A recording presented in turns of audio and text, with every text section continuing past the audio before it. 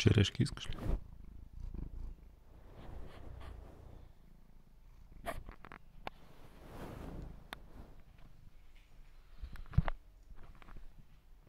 Сложих му DVD. Не би трябвало да ни притеснява повече.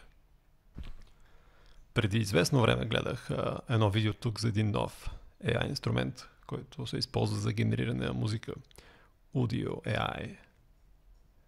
Подобно на GPT работи с текстова конзола, където се въвеждат команди за жанра, темпо и така нататък. Има и място, където може да се въведе текст към музиката. Интересното е, че инструментът разбира кирилица и може до известна степен да възпроизведе глас, пееш на български език. Затова реших да се направя малък експеримент с музиката към едно видео, което записах миналия месец. И така, музика Audio AI, текст Моя милост.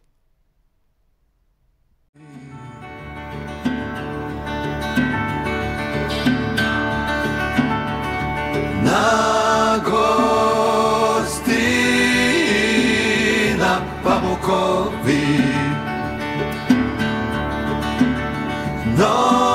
носим чорапи бамбукови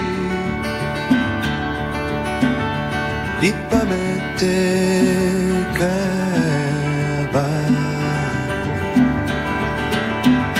и палете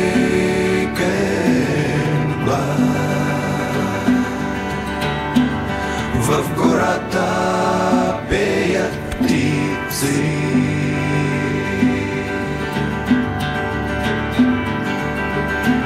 А кърлежи наоколо стотици.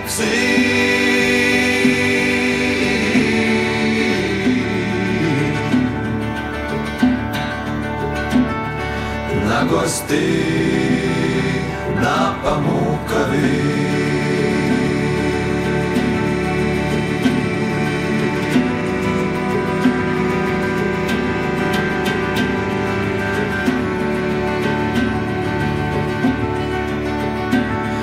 Носим чорапи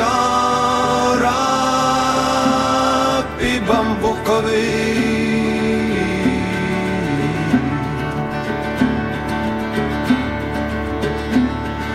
just so that you know